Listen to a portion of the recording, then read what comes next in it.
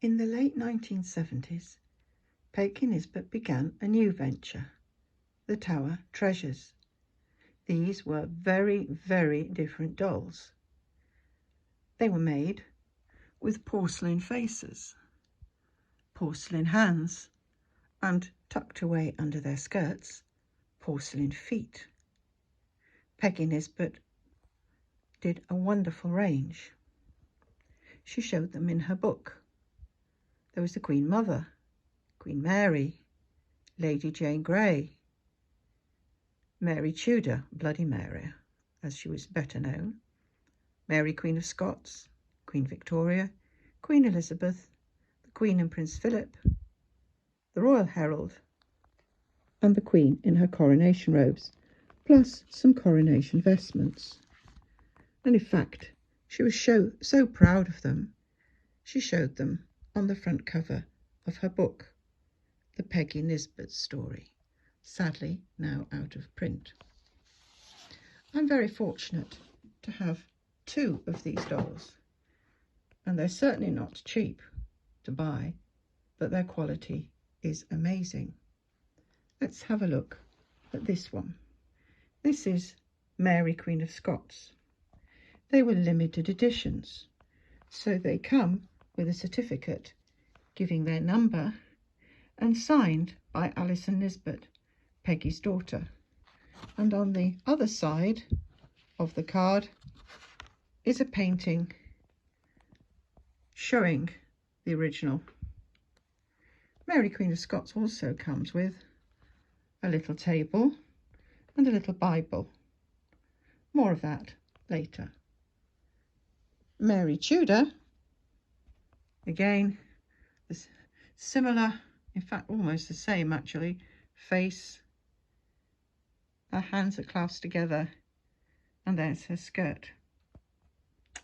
And I wish I could say that I really love them, but unfortunately I like them, but I don't love them, and I'd like to explain why. First of all, let's put Mary next to a standard historical model, if she will stand up. I don't know if you can see, but there's a considerable difference in size. With about, I'm still in old money, about an inch, several centimetres between them. And where my historical dolls will fit on a shelf, these are too tall, and they won't, which is a bit annoying. But that can be got round. It's not a major problem. But my historical doll on the left, which is variously described as 7 inches high or 8 inches high. 7 is how Peggy describes it, so I'll call it 7 too. Will stand up by herself. Actually, having said that, she does have a stand, but she will stand by herself. But this doll never can stand up by herself. And I'll show you why. But first of all, let's have a look round her. She has this wonderful widow's veil that comes right down. And if I lift that up, a fabulous black velvet dress with a train. Now let's go underneath. This is where it gets interesting. She has china legs. And they are very, very floppy. There's no way they'll ever take her weight.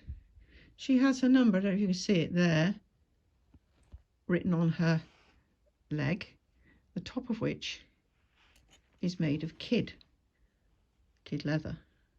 And she has down here, which interestingly enough, the other doll does not have, the fact that she was made in 1979. She's got a petticoat, another petticoat, and then this petticoat. And this petticoat round the edge has rigoline in. Now, I don't know if you know about this. It's what they use in corsets to stiffen it when they're doing reenactment things. And then there's another petticoat, and and then the dress. But the only way she can stand up is because of that Ridgeline petticoat.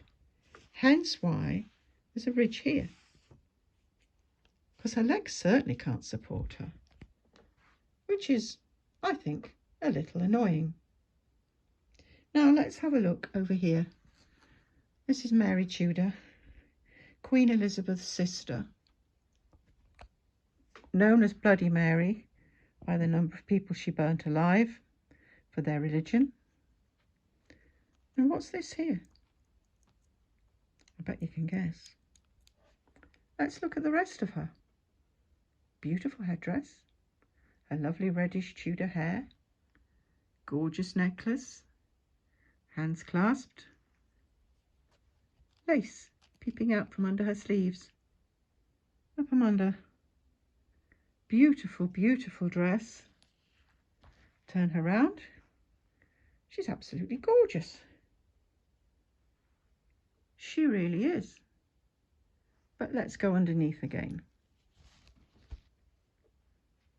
And here we've got exactly the same thing. Oops. Here we've got these floppy legs. Interestingly, no tab sewn in her. We've got her limited edition number here. One skirt, two skirt, the skirt that's lined with Ridgeline, her fancy underskirt, and then the dress on the top. So the only thing that's keeping her standing up, again, is the petticoat with the Ridgeline in, which actually you also find in Queen Elizabeth. That's what keeps her petticoat going. But these dolls cost an awful lot more money than Queen Elizabeth. And I really am not a fan of that. And there's absolutely nothing I can do about it. So, although I like them, that's why I don't love them and why I won't be buying any more. As an aside, you might also be interested to see the table with the Bible. The table has got a lovely velvet tablecloth on, but underneath it's nothing special. And as for the Bible, well, I used to have a doll's house, teddy bear and doll's shop, and we used to sell these for the doll's house, and they really weren't very, very expensive, perhaps a couple of pounds each at the most. All right, it's a couple of years ago now, but even so. And what you get inside is the New Testament Bible.